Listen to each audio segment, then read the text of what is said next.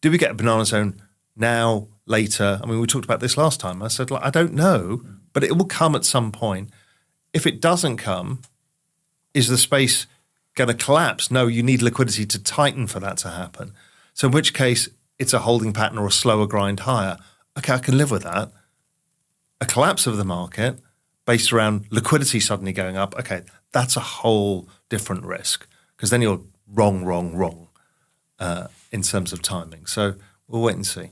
In this recent interview on When Shift Happens with Raoul Pal, we learn about his bold predictions for Bitcoin entering the banana zone of explosive growth, how global liquidity and macroeconomic factors could impact Bitcoin's future, and why patience is crucial before the next Bitcoin boom. At the time of this discussion, Bitcoin is trading around $89,000, with a 1% increase in the last 24 hours, and a 30% increase in the last 30 days. Today, November 15th, 2024, markets are closely watching central bank policies as investors anticipate potential shifts that could affect Bitcoin's trajectory. Before we continue this discussion, don't forget to like, subscribe, and share this channel. Now let's hear more from Raoul Pal. Sol outperform, ETH outperform Bitcoin.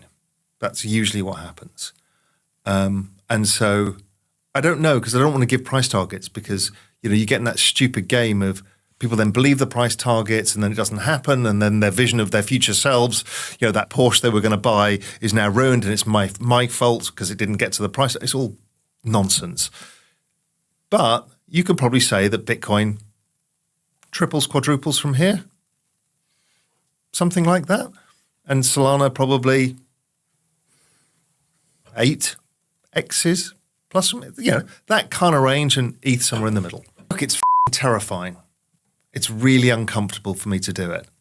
I don't need to do it. Yes, of course, it helps promote a business and blah, blah, blah. But I don't need to take those risks. Most people don't. And I do it because I've been in this space for a long time. I've got more macro experience than pretty much anybody else. And things are so for so many people that we talked about last time, that people can't afford a house. The average millennial is 35 years old. They can't afford a house. They're not having kids. I mean, the rate of having kids is plummeting. The number of people who are not living in their own place, i.e. they have to share a place. All of that stuff is just showing how stressed people are, and asking them to save and make 10% returns on the S&P 500 for the next 20 years just ain't going to cut it. And so I can see how stressed people are. People are getting polarized. And I want to make sure that if I make money out of this, nobody turns around to me and says, well, why didn't we? Oh, it's the insiders. It's that. I did that before, with the crash in 2008, 2012. We all made money, and people are like, what the A, why didn't we know about it? And then it was like, well, why didn't we make money out of it? And I'm like, I'm not going to do that. So I have to publicly take a lot of risks by trying to explain to people the opportunity, how to navigate it, whilst also making sure they understand there are no certainties, and that I am taking a risk by doing this, and my own money's on the line. In fact, 100% of my liquid net worth and all of the businesses that I've built. Doesn't matter if we get the banana zone to me or not, as long as the adoption of the technology continues, because the value will go up.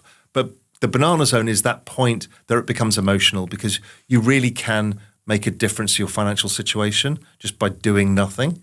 It's one of those rare moments. I was speaking to Stephen Bartlett about this. I'm like, some people, if they get this right, they start with enough capital. There's no point even starting a business when you're investing in crypto. You can literally not do any of the shit that you and I do. You could just buy some tokens and go traveling for 5-10 years and come back rich, right? And we just spend so much time around this space. You don't need to do any of it. So yeah, I want to help people. I want them to get to the other side. I want to be able to change people's lives and get out of the trap that everybody's in. Now, I'm not doing that trying to be hubristic or think that I'm some great hero figure. I just don't want somebody to come to me and say, well, why didn't we know? Look, markets are funny things. They don't always do what you want. And maybe the Harris administration gets in and they crack even further down on crypto, and that slows progress further, and then something else happens negative and it just slows it down.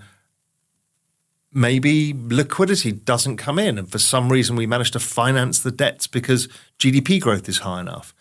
And so suddenly we get less liquidity than we expected. Doesn't seem to be the case because of China. It's so big and it has such a problem. And Europe is slowing down very fast.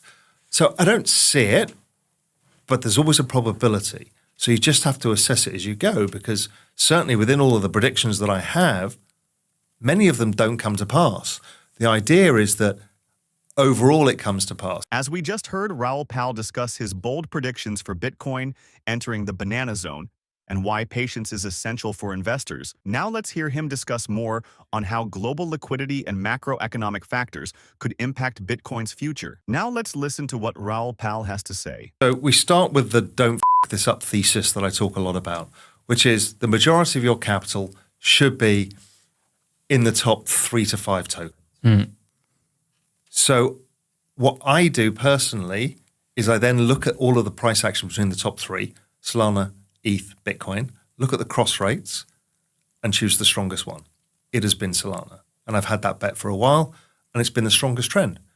So that is why I have Solana. Solana has a good community, great UX, good tech, it's fast, it's cheap, and it has had some breakthroughs in chain usage, meme coins being one of them. The ecosystem is deepening and broadening, much like ETH was doing this time last cycle.